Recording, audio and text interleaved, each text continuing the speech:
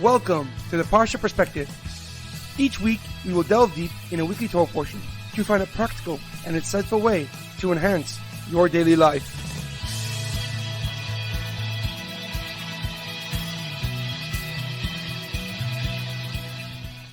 Thank you for tuning in.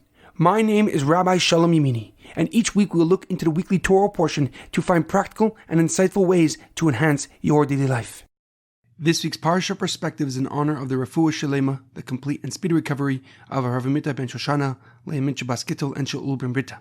This week's Parsha Perspective is in loving memory of Edward Ben Efraim, Shlomo ben Edward, and Yerachmiel Daniel ben Gedalia. May their souls be uplifted and may their memories be a blessing.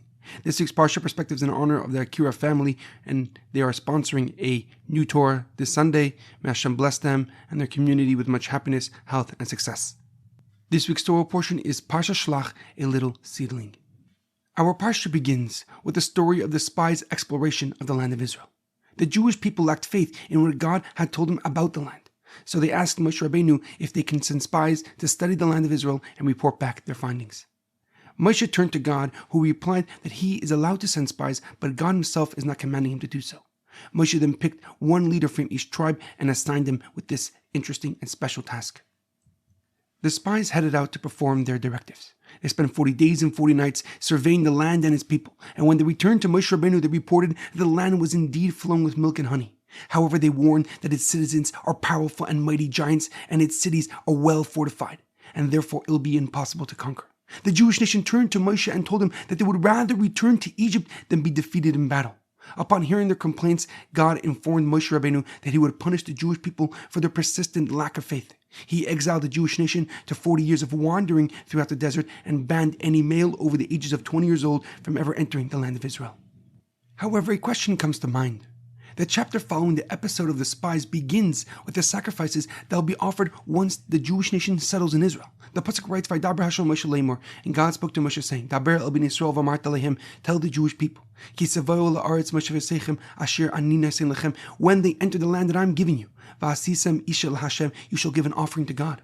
But why did God detail what must be done after entering the land directly after banning that generation from ever entering the land of Israel? What is God implying by mentioning these sacrifices? The Ibn Ezra, Rav Avram ben Meir Ibn Ezra, gives a very straightforward answer. He writes that Hashem gave these laws to show the Jewish people that he forgave them. When Moshe and Aaron and the two righteous spies, Yeshua and Caleb, saw that the nation did not want to go to Israel, they publicly mourned. And Yeshua and Caleb attempted to reason with the nation, and they said, "Ha'aretz asher avarnu va lasur oisa toiva ha'aretz ma'od ma'od." The land that we scouted and explored is very, very good. But the people lost all interest, and instead they threatened to throw and peddle them with stones. The Ibn Ezra explains that since most people turned their back on God, God wanted to know and wanted to let them know that he exonerated them. Although he banished them to the desert for 40 years, his relationship with his people remains very much alive. They are still obligated to learn Torah and fulfill its commandments. And despite their punishment, they're beholden to the covenant that God made with them at Har Sinai and Mount Sinai, that they are his chosen people from all other nations. However, the Rabbeinu Bachai of Bachya ben Asher gives a deeper and more profound explanation. He quotes the Medrash Tanchuma that explains that these laws are connected to the spies' failure to instill confidence in the youth, to instill confidence in the next generation. The Rabbeinu Bachai explains that children were already mourning their parents' premature death once they heard the punishment from HaKadosh Baruch Hu. And as you can imagine, their view and their perspective of the Holy Land, of the land of Israel, was not great, as it will be connected to so much pain. And consequently, therefore, God gave these laws to people who won't enter the land so they can teach their children on how to take advantage of Israel's incredible and amazing brachas, amazing blessings. How to thank God for fulfilling his promise to our forefathers, Abraham, Yitzchak, and Yaakov, and although it was already a while, their descendants would settle and go in the land of Israel. It is common knowledge that parents will always want their children to surpass and be more successful than they were. But for that to happen, parents need to plant the seeds of faith, wisdom, and compassion into the hearts and souls of their children.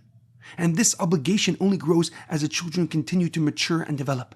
But the parents will also begin to see the fruits of their hard labor, how the values they taught were understood and then incorporated into their children's everyday life. The Rabbeinu Bachai explains that although they won't be entering the land of Israel, God wanted them to ensure that their children would be able to see the beauty and take advantage of Israel's holiness. And this begins by teaching their children what they should offer once they settle in Israel, their eternal home. In our daily life, we must realize that the education of our youth is of utmost importance. The values of our society today are constantly changing and pushing social and ethical norms to a point almost beyond recognition.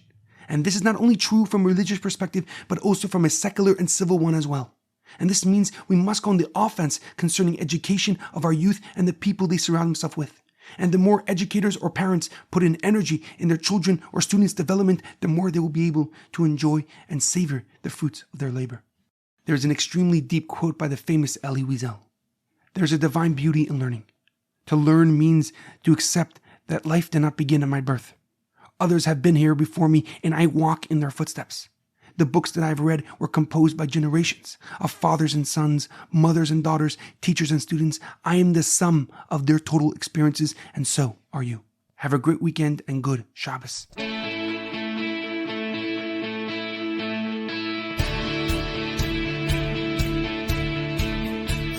Thank you for tuning in to the Parsha Perspective. Check out our website, theparshaperspective.com. Send thoughts and comments to theparshaperspective@gmail.com. Till next time, thanks for listening.